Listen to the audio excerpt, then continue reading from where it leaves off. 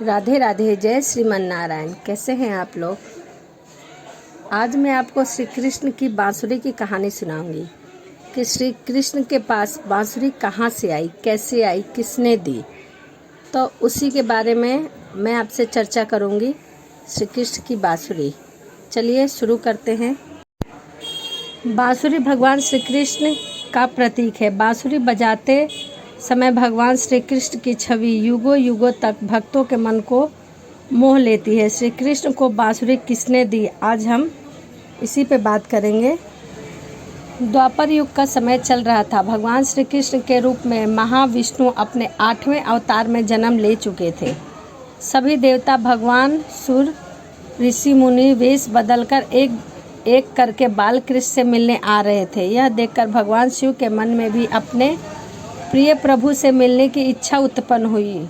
वह यह सोच कर रुक गए कि वह श्री कृष्ण को उपहार रूप में क्या दे जिसे वह हमेशा अपने पास रख सके। तब शिवजी को याद आया कि उनके पास महान ऋषि दधीची व्रज की अस्थि यानी कि हड्डियां रखी हुई हैं। ऋषि दधीची वह ऋषि हैं जिन्होंने राक्षस एवं असुरों के संहार के लिए अपनी आत्मा त्याग कर वहीं ब्रज में हड्डियां देवताओं को दान में दे दी। जिसे ऋषि विश्वकर्मा ने कुछ हथियार बनाए। उस बची हुई हड्डियों को तराशकर भगवान शिव ने एक अत्यंत सुंदर बांसुरी बनाई। फिर वह बांसुरी श्री कृष्ण को उपहार में दी, उन्हें भेंट कर दी। वो सुंदर भेंट कृष्ण भगवान को बहुत पसंद आई। तो इसी तरह से श्री कृष्ण को शिव जी ने बांसुरी उपहार रूप में दिया था। जब श्री कृष्ण से मिलने शिवजी पहली बार गए थे, तब शिवजी ने श्री कृष्ण को बांसुरी उपहार में दिया था। तभी से आज तक श्री कृष्ण जी के पास यह बांसुरी है। चलिए अब बात कर लेते हैं कि श्री कृष्ण अपने मुकुट पर मोर पंख क्यों लगाते हैं। क्या कारण है कि सदैव श्री कृष्ण अपने मुकुट पर मोर पंख लगाते हैं। तो चलिए मैं आपको बताती हूँ कि श्री कृष्ण जो है वो मोर पंख क्यों लगाते हैं। गोकुल में एक मोर रहता था। वह श्री कृष्ण का परम भक्त था। एक बार उसने श्री कृष्ण की कृपा पाने के लिए कन्हैया के द्वार पर जाकर जप करने का विचार किया।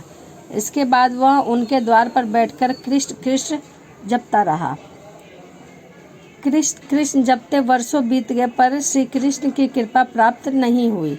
एक दिन दुखी होकर मोर रोने लगा। तभी वहां से एक मैना उड़ती हुई जा रही थी। उसने मोर को रोता हुआ देखा और बहुत अचंभित हुआ। मैना ने सोचा कि यूं तो मोर किसी भी कारण से रो नहीं सकता, लेकिन कन्हैया के दर पर कोई रोए, यह तो अचंभित करने वाली बात है। इसके बाद मैना मोर के पास गई और मोर से उसके रोने का कारण पूछा। तब मोर ने बताया कि मैं 1 वर्ष से कन्हैया को प्रसन्न करने के लिए कृष्ण नाम जप रहा हूँ, लेकिन कन्हैया ने आज तक मुझे पानी तक नहीं पिलाया। यह सुनकर मैना बोली कि मैं श्री राधा रानी के बरसाने से आई हूँ, तू मेरे साथ चल। राधा रानी बहुत दयालु है, वह तुझ पर दया जरूर करेगी। मोर ने मैना की बात मान ली और दोनों ही उड़ते उड़ते बरसाने पहुँच गए। लेकिन मोर ने राधा रानी के दर पर भी कृष्ण नाम का ही जप किया। यह सुनते ही श्री राधा रानी दौड़ी हुई अपने महल से दौड़ी चली आई और मोर को गले लगा लिया। राधा रानी ने मोर से पूछा कि तू कहाँ से आया है। तब मोर ने कहा कि जय हो राधा रानी की, आज तक सुना था कि तुम करुणामय और दयालु हो, आज देख भी लिया। राधा रानी बोली, वह कैसे।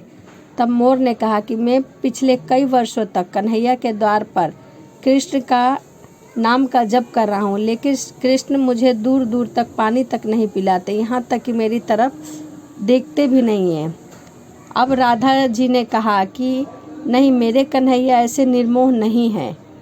राधा जी ने कहा कि फिर तू कन्हैया के द्वार पर जाओ, लेकिन इस बार वहाँ कृष्ण का नाम नहीं रटना, वहाँ राधे राधे रटना। मोर ने राधा रानी की बात मान ली और लौटकर गोकुल वापस चला गया। फिर श्री कृष्ण के द्वार पर गया और राधे राधे नाम का जप करने लगा। यह सुनते ही श्री कृष्ण दौड़े चले आए और राधे राधे रटते हुए उस मोर से पूछा कि तुम कहाँ से आए हो। तब मोर ने कहा, हे माधव, 1 बरस से मैं तुम्हारा नाम जप रहा हूँ, तब तो तुमने मुझे पानी तक नहीं पिलाया। आज राधे राधे जपते ही दौड़े चले आए। मोर की बात सुनकर श्री कृष्ण बोले, मैंने तुझको कभी पानी नहीं पिलाया, यह मैंने पाप किया, लेकिन तूने राधा नाम का जप किया, इसलिए मैं तुझको वरदान देता हूँ कि जब तक सृष्टि रहेगी तब तक मैं तेरे पंखों को सदैव अपने शीश पर विराजमान करूँगा। जभी से श्री कृष्ण जी अपने मुकुट पर मोर पंख लगाते हैं और यह वरदान दिया मोर को कि जब तक सृष्टि रहेगी तब तक मैं तेरे पंखों को अपने मोर मुकुट पर धारण किए रहूँगा। तो इसीलिए श्री कृष्ण मोर पंख लगाते हैं। तो चलिए मिलते हैं अगली वीडियो में। राधे राधे।